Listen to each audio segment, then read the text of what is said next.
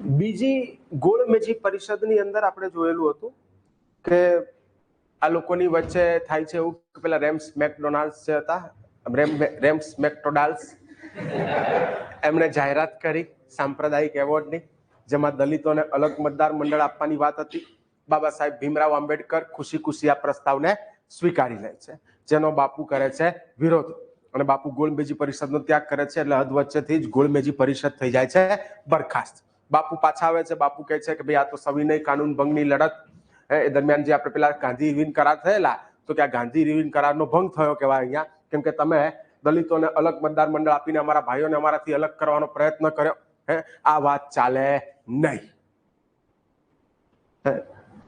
એટલે આ તરફ બાપુ પાછા આવે છે અને બાપુએ સવિનય કાનૂન ભંગ 2.0 એની ઘોષણા કરી. એટલે સવિનય કાનૂન ભંગની લડતની બીજી વેવ ચાલુ થઈ ભારત દેશની અંદર, જે ઓર એગ્રેસિવ હતી. ઇરવિને કીધું કે કાકાએ બહુ કરી, એટલે બાપુને પકડીને નાખી દીધા પુનાની યરવાડા જેલમાં. બાપુને યરવાડા જેલમાં નાખી દીધા. યરવાડા જેલમાં બેઠા બેઠા આપણે જોયું કે બાપુની બૂમાબૂમ ચાલુ હતી કે ગમે તે કરો, ભીમરાવ આંબેડકરને મનાવો કે એ અલગ મતદાર મંડળનો પ્રસ્તાવ ઠુકરાઈ દે, કે અલગ મતદાર મંડળનો પ્રસ્તાવ ઠુકરાઈ દે. જો કે બાબા સાહેબ આંબેડકર અલગ મતદાર મંડળનો પ્રસ્તાવ ઠુકરાવે એમ હતા નહીં. એમને ખબર હતી કે અલગ મતદાર મંડળ જો મળશે તો એનાથી દલિતોને કેટલાક વિશેષ અધિકારો મળશે. વિશેષ અધિકારો મળશે તો આ વર્ગનો જલ્દીથી જલ્દી ઉત્થાન થશે. ઓકે, આ બધી ચર્ચાઓ આપણે લાસ્ટ લેક્ચરની અંદર જોઈ ગયા. તો બાબા સાહેબ આંબેડકર કોઈ મૂર્ખ નતા, કોઈ ગાંડા નતા કે એમણે અલગ મતદાર મંડળનો પ્રસ્તાવ સ્વીકારી લીધો. કેમ કે એક તરફ દેશ રાજનીતિક ક્રાંતિની વાત કરી રહ્યો હતો, તો સમાજનો એક બહુ મોટો વર્ગ એવો હતો કે જેની જોડે એક માનવ તરીકેના જે સામાન્ય અધિકારો હોવા જોઈએ એ પણ નતા. અને બાબા સાહેબ એ સમાજના એ વિશાળ વર્ગનું પ્રતિનિધિત્વ કરી રહ્યા હતા, એની માટે લડી રહ્યા હતા. કેમ કે રાજનીતિક ક્રાંતિ પહેલા સમાજમાં જરૂરી છે સામાજિક ક્રાંતિ. ખ્યાલ આવે છે? તો સમાજના એ વર્ગના ઉત્થાન માટે બાબા સાહેબ આંબેડકર લડી રહ્યા હતા. અને જેની ગઈકાલે આપણે બહુ ભરીને ચર્ચા કરી, બાબા સાહેબે એમના જીવનની અંદર કેટલું બધું ફેસ કર્યું છે આ કાસ્ટ સિસ્ટમના લીધે, જેની આપણે ગઈકાલે ભરીને ચર્ચા કરી. ધ્યાન આપજો. ઓલમોસ્ટ ગઈકાલે આયેલા બધા આયા જ છે, ખાલી 2-3 જણા નવા આયા છે. ઓકે, અને મેં જે તે સમયે કીધેલું હતું, પરમ દિવસે જયારે લેક્ચર પત્યો ત્યારે કીધેલું, અહીંયાથી લાઈવમાં મેં કીધેલું કે બધા આવજો, જેનું બાકી છે બધા આવજો. પણ મેં તમને કીધું ને કે છેલ્લે આ જ હાલત હોય કે હા 100 જણા હોય તો 100 માંથી 20 જ હાજર હોય. ખબર છે કે હવે બધું પતી ગયું, હવે એક ટોપિક તો હું તો કરી લઈશ. ઘરે બેઠો એને ક્યારેય ના કર્યો હોય, ક્યારેય ના કરી શકે. અહીંયા ઉલટાનો પૈસા ભર્યા છે તો આવો ને ભાઈ, ભણવા માટે આવો. ધ્યાન આપજો. અહીંયા તો બાબા સાહેબ આંબેડકર એ અલગ મતદાર મંડળનો પ્રસ્તાવ ઠુકરાવતા નથી.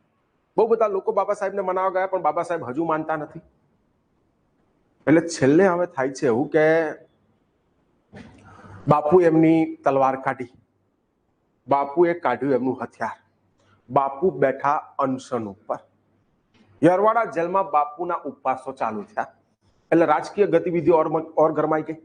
બહુ બધા મોટા નેતાઓ બાબા સાહેબને મનાવવા જઈ રહ્યા છે કે પ્લીઝ માની જાઓ. બાપુ કે તમે ખાલી ગમે તે કરો, એકવાર ભીમરાવ આંબેડકરને બોલાવો, મને મળવા માટે બોલાવો, હું એમને મળવા માંગુ છું. અલગ મતદાર મંડળનો આ જે પ્રસ્તાવ છે એના ઉપર ચર્ચા કરવા માંગુ છું, ખાલી એમને બોલાવો. અને બાબા સાહેબ આંબેડકર મળવા જવા તૈયાર નથી, કેમ કે એમને ખબર છે કે કાકા એમની જીદ મનાવવા માટે બહુ જાણીતા છે. ગમે તે રીતે જીદ મનાવી જ લેશે. બહુ બધા નેતાઓ મનાવવા માટે ગયા. બાપુની તબિયત હવે નાદુરસ્ત થવા લાગી અનશનના લીધે. સરદાર વલ્લભભાઈ પટેલ ગયા, બાબા સાહેબ માને નહીં. કહેવાય છે કસ્તુરબા ગયેલા, કસ્તુરબા છેલ્લે પગે પડી ગયેલા, ભાઈ માની જાવ ને, તમારા બેની લડાઈમાં હું વિધવા થઈ જઈશ. પણ હા, બાબા સાહેબ તોય માનતા નથી. છેલ્લે પરસોત્તમ દાસ ટંડન, પંડિત મદન મોહન માલવીયા, આ બધા નેતાઓ બાબા સાહેબને મનાવવા માટે ગયા. અને બાબા સાહેબ એમની વાત માને છે અને બાપુને મળવા જવા માટે તૈયાર થઈ જાય છે. બાપુને જ્યારે મળવા ગયા એની પહેલા બાબા સાહેબ આંબેડકર આખો તખ્તો તૈયાર કરીને જાય છે કે જો આ કાકા આટલી મારી ડિમાન્ડ, આટલી શરતો સ્વીકારે તો ને તો જ અલગ મતદાર મંડળનો પ્રસ્તાવ હું ઠુકરાઈશ, બાકી નહીં. આખરે દિવસ આવી ગયો જે આપણે બધા જ જાણીએ છીએ, 24 સપ્ટેમ્બર 1932 એ દિવસ કે જ્યારે બાબા સાહેબ આંબેડકર અને બાપુની વચ્ચે એક કરાર થાય છે જેને આપણે કહીએ છીએ પૂના કરાર.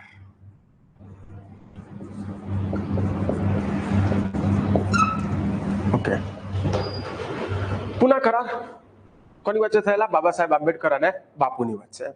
બાબા સાહેબ પૂનાની યરવાડા જેલમાં બાપુને મળવા માટે ગયા. જેવા મળવા આવ્યા, બાપુએ કીધું કે જો ભીમરાવ, તમારી બધી શરતો મને મંજૂર છે, તમતાર તમારી શરતો બોલો, પણ મહેરબાની કરો અલગ મતદાર મંડળનો પ્રસ્તાવ ઠુકરાઈ દો. હિન્દુ ધર્મની અંદર ભાગલા ચલાવી લેવાય નહીં, આપણે બધા એક રહેવાનું છે, યુનાઇટ રહેવાનું છે, આ છે તે છે. બાબા સાહેબે કીધું કે આ મારી શરતો છે, આટલી સ્વીકાર કરો તો પછી હું અલગ મતદાર મંડળનો પ્રસ્તાવ ઠુકરાઈ દઉં. બાપુએ કીધું તમતાર બોલો શું શરત છે? બાપુએ કીધું બાબા સાહેબે કીધું કે મારી પહેલી શરત છે કે વિધાનસભાઓ એ સમયે જોવા જઈએ તો લગભગ 11 જેટલી હતી. ટોટલ રાજ્યોની સંખ્યા કેટલી હતી? 11. તો કે અહીંયા દલિતોની સીટો કેટલી છે? તો કે ગણીને 71 છે. કેટલી છે? 71.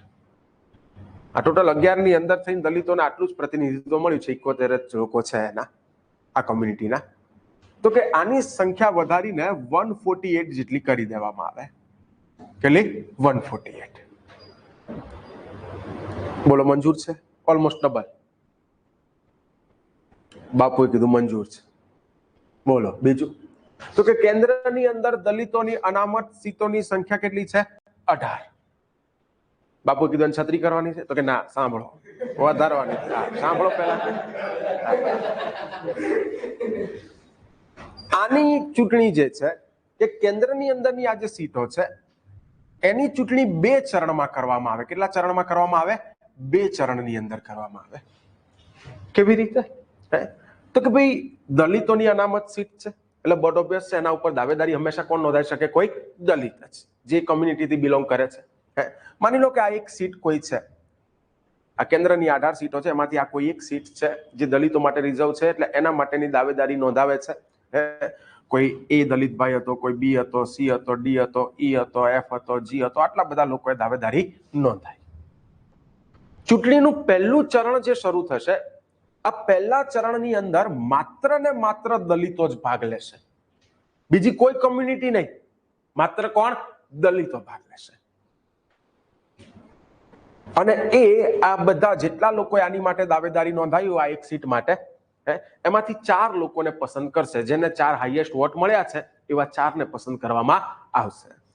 માની લો કે આટલા બધા લોકોએ દાવેદારી નોંધાવી, એમાં A, B, C અને D, આ 4 ને હાઈએસ્ટ મત મળ્યા, તો આ 4 થઈ ગયા પહેલા ચરણની અંદર પાસ, અને આ બીજા બધા ઘર ભેગા. આમ ચૂંટણીનું પહેલું ચરણ પૂરું થશે. એટલે પહેલા ચરણમાં ભાગ કોણ લેશે? માત્ર ને માત્ર દલિતો. પછી આવશે ચૂંટણીનું બીજું ચરણ, અને આ જે બીજું ચરણ છે એની અંદર, બીજા ચરણની અંદર દલિતો અને આ સિવાયના અન્ય અધર કોમ્યુનિટીના જેટલા પણ લોકો છે, બીજા ધર્મના પણ જેટલા લોકો છે, આ બધા ભેગા થઈને આ 4 માંથી એકાદ દલિત ભાઈની પસંદગી કરશે આ એક સીટ માટે. આવી રીતે 2 ચરણમાં ચૂંટણી કરવામાં આવે. ક્લિયર? ભાઈ સમજાય છે શું કીધું એમણે? કે પહેલા ચરણમાં માત્ર દલિતો ભાગ લેશે અને જેટલા દાવેદારી નોંધાવી એમાંથી કેટલા પસંદ કરશે? 4. અને પછી એ 4 ની વચ્ચે જ પછી હવે ઇલેક્ટ કરવાના, અને આ બીજા ચરણની અંદર બીજી બધી અધર કોમ્યુનિટીના લોકો ભાગ લેશે, અને આ 4 માંથી ગમે તેને પસંદ કરે એ સીટનો દાવેદાર કહેવાશે. ક્લિયર? ઓકે. બાપુએ કીધું મંજૂર છે. જો બાબા સાહેબે બહુ સ્માર્ટનેસ વાપરી આજે કર્યું. એમને ખબર હતી કે કદાચ જો હું કેન્દ્રની અંદર આવું કરું કે 18 ની જગ્યાએ 20 કરી નાખું, 30 કરી નાખું, તો થાય શું? કોંગ્રેસ જેવી મોટી પાર્ટી છે, એ આ 30 સદસ્યોને ભરવાના હશે, તો એના કોઈ પીઠુઓ હોય જે એની સામે કોઈ બોલી ના શકતું, એવો કોઈ દલિત કોઈ લઈ આવે પ્રતિનિધિ તરીકે કે દલિતોનો ચહેરો બેસાડી દે એને. એ સમાજ માટે અવાજ ઉઠાઈ શકશે નહીં, કેમ કે એ તો કોંગ્રેસનો પીઠું છે, એનો બેસાડેલો કોઈ વ્યક્તિ છે, અથવા કોઈ અધર કોમ્યુનિટી કોઈ બીજી પાર્ટી છે તો એનો કોઈ પીઠું આવી રીતે બેસાડેલો છે. આપણે શું કર્યું, પહેલા ચરણની અંદર જેટલા પણ દલિતોએ દાવેદારી નોંધાઈ છે એમાંથી દલિતો જ પસંદ કરશે 4 લોકોને. દલિતોને લાગતું હોય કે ના, આ ભાઈ આપણો અવાજ ઉઠાઈ શકે એમ છે, ફલાણો ભાઈ આપણો અવાજ ઉઠાઈ શકે એમ છે, આ આપણો પ્રશ્ન ત્યાં સમાજની સામે મૂકી શકે એમ છે, સંસદમાં મૂકી શકે એમ છે, તો દલિતો જ એમાંથી 4ને પસંદ કરશે. એટલે બટ ઓબ્વિયસ એ લોકોએ તો એવાને જ પસંદ કર્યો હશે કે જેમને ખબર હોય કે ખરેખર આપણા સમાજનું હિત ઈચ્છવા વાળો વ્યક્તિ છે, આપણી માટે લડવા વાળો વ્યક્તિ છે. કદાચ કોઈ કોંગ્રેસના અહીંયા આગળ પીઠુઓને પણ બેસાડ્યા હશે ઇલેક્ટ થવા માટે, પણ એમને કોઈ મત આપશે નહીં. હવે આ જે 4 સિલેક્ટ થયા, તો આ 4 એવા જ છે કે જેનો મેજોરિટી દલિત લોકોએ પસંદ કર્યા છે કે હા, આ વ્યક્તિ અમારું સારું પ્રતિનિધિત્વ ત્યાં જઈને કરી શકે એમ છે. પછી ભલે બધા સમાજના ભેગા થઈને પછી આમાંથી 4માંથી ગમે તે લઈ આવે, એનો વાંધો નહીં, પણ આ જે વ્યક્તિ ગયો હશે આ 4માંથી, તો એ એટલો મજબૂત તો હશે કે જે દલિતોનો પક્ષ ત્યાં મજબૂતાઈથી મૂકી શકશે. ભાઈ સમજાય છે? આજે ઘણા બધા અલગ અલગ કોમ્યુનિટીના નેતાઓ હોય છે, પણ તમે જાણો છો કે જે તે પાર્ટીમાં જાય પછી એ પાર્ટીની ખિલાફ બોલી શકતો નથી. એના સમાજની વિરુદ્ધ કંઈક કૃત્ય થયું, એનું કંઈક ખરાબ થયું હોય છતાં એ બોલી શકતો નથી. ચાહે એમાં આદિવાસી સમાજ હોય, દલિત સમાજ હોય કે અધર ઓબીસી સમાજની કોઈ વાત હોય કે એ લોકો ઉપર ક્યારે પણ કોઈ પણ, અને સવર્ણ વર્ગની વાત આવી ગઈ એની અંદર, હું કહું છું કે કોઈ પણ એ વર્ગ કે જેના ત્યાં આગળ ક્યાંક એ સમાજના લોકો જોડે કંઈક ખરાબ થયું હોય, પણ એનું પ્રતિનિધિત્વ કરવા વાળો વ્યક્તિ જે વિધાનસભામાં બેઠો છે, માની લો એ ભાજપનો પીઠું છે, કોંગ્રેસનો પીઠું છે કે અધર કોઈ પાર્ટીનો પીઠું છે, ચિઠ્ઠીનો ચાકર છે, એ લોકો કે એટલું જ કરે છે રોબોટની જેમ, તો એ એના સમાજની ખરાબ થયું છે છતાં એ અવાજ ઉઠાવશે નહીં. માની લો કે ભાજપની અત્યારે સરકાર છે ને કોઈક માની લો સવર્ણ વર્ગનો, માની લો કે કોઈ બ્રાહ્મણ વર્ગનો કોઈ પ્રતિનિધિ ત્યાં છે અને બ્રાહ્મણો ઉપર કોઈ જગ્યાએ અત્યાચાર થયો છે, બ્રાહ્મણોએ કીધું ભાઈ અમારો અવાજ ઉઠાવો, અવાજ ઉઠાવો, અવાજ ઉઠાવો, પણ ત્યાં આગળ જે બ્રાહ્મણોના પ્રતિનિધિઓ છે એ પૂરેપૂરા બીજેપી સરકારથી દબાયેલા છે. કીધું જો ભાઈ આ અવાજ તમે ઉઠાવશો, આનો મુદ્દો ઉઠાવશો તો એમાં આપણી સરકાર ઉપર લાંછન ઉછળે છે, આપણી સરકાર બદનામ થાય છે, કોઈ કઈ કહેવાનું નહીં. પેલા 4 મૂંગા મરશે, ત્યાં બોલશે નહીં, તો મને એમ કોઈ સમાજનું ભલું થશે નહીં થાય. સમય આવી રીતે દલિતોની વાત, બીજેપીની અંદર કેટલાય દલિત નેતાઓ છે, કોંગ્રેસની અંદર દલિત નેતાઓ છે, પણ જયારે દલિતોનો પ્રશ્ન આવે છે તો આમાંથી એકેય બોલે છે નથી બોલતા. કોણ બોલે છે? પેલો જિગ્નેશ મેવાણી. ઠાકોરની વાત આવે છે તો ઠાકોરના ઘણા બધા નેતા છે, પણ બોલે છે કોણ? પેલો અલ્પેશ ઠાકોર. ખ્યાલ આવે છે? તો એવી વાત છે. તો અહીંયા અમને આ સ્માર્ટનેસ વાપરી કે 4 પસંદ કરો, પછી એને ભેગા થઈને તમારામાંથી પછી જેને એને 4માંથી જે પસંદ કરો એ કરી લો, વાંધો નહીં, એ 4 બેસ્ટ જ હશે. ઓકે, બીજું કે બોલો ભીમરાવ, બીજી શું શરત છે કે, તો બાબા સાહેબ આંબેડકરે કીધું કે સરકારી નોકરીઓમાં દલિતોને યોગ્ય પ્રતિનિધિત્વ મળ્યું નથી. સરકારી નોકરીઓમાં એ સમયે દલિતોની સંખ્યા ના બરાબરની હતી, તો કે ત્યાં એમને યોગ્ય પ્રતિનિધિત્વ મળવું જોઈએ, ત્યાં એમને યોગ્ય સ્થાન મળવું જોઈએ. બોલો મંજૂર છે? બાપુએ કીધું મંજૂર છે. બાબા સાહેબે કીધું કે તમને અમારી જોડે જે ભેદભાવ થાય છે તો ખબર જ હશે, તો દલિતોના ઉત્થાન માટેના પ્રયત્ન કરવામાં આવે. બાપુએ કીધું ચોક્કસથી કરીશું, કેમ નહીં. અને એના પછી તો બાબા સાહેબ આંબેડકર જોડે આજે પૂર્ણ કરાર થયા, એના પછી તો બાપુ જે હતા એમણે હરિજન સેવા સંઘની કરી સ્થાપના દલિતોના ઉત્થાન માટે. ખ્યાલ આવે છે? તો આ પૂના કરાર, ઓકે, આ બધી જ શરતો જેટલી પણ બાબા સાહેબ આંબેડકરે મૂકી, બધામાં બાપુનો એ જ જવાબ, હા, હા અને હા. એટલે બાબા સાહેબ આંબેડકર છેલ્લે 12 આવીને પછી વાત કરે છે અને પૂના કરાર, અલગ મતદાર મંડળનો પ્રસ્તાવ ઠુકરાઈ દે છે. જોકે બાબા સાહેબ આંબેડકર આને પોતાના જીવનની એક મોટી ભૂલ ગણે છે કે એમણે બાપુની વાત માની લીધી, કેમ કે આ પૂના કરારની એકય જોગવાઈ લાગુ પડી શકી નહીં. ક્લિયર? ધ્યાન આપજો, કેમ કે ઉલ્લુ ક્યાં બન્યા? ગોળમેજી પરિષદમાં શું તૈયાર થઈ રહ્યું હતું? નવું સંવિધાન, નવું બંધારણ. હે અને આ નવા બંધારણની અંદર આવી એકેય વાત લાગુ કરવા દેવામાં આવી નહીં. મૂળ મુદ્દે હાથમાંથી આવેલો એક સરસ મોકો આપણે ચૂકી ગયા. બાપુની વાતોમાં આવી ગયા. બાપુ બહુ ખતરનાક હતા. મેં પહેલા કીધેલું હતું આ બાપુ ઇઝ ઇક્વલ ટુ બાટલી મેન. ભલાન બાટલીમાં ઉતારી દે. ઓકે હા હા ધ્યાન આપજો. તો આ પુના કરાર જેવા પત્યા સપ્ટેમ્બર 24 સપ્ટેમ્બર મેં તમને કીધું 24 સપ્ટેમ્બર 1932 જેવા પુના કરાર પત્યા એટલે સપ્ટેમ્બર પછી ઓક્ટોબર પછી નવેમ્બર મહિનો આવે. 12 નવેમ્બર 1932 થી લઈને 24 નવેમ્બર 1932 એ જ લંડનમાં પ્રિન્સ ઓફ વેલ્સ જોર્જ પાંચમાના મહેલમાં ભરાવાની હતી ત્રીજી ગોળમેજી પરિષદ. અને બાબા સાહેબ આંબેડકર તરત ગયા ત્રીજી ગોળમેજી પરિષદમાં ભાગ લેવા માટે.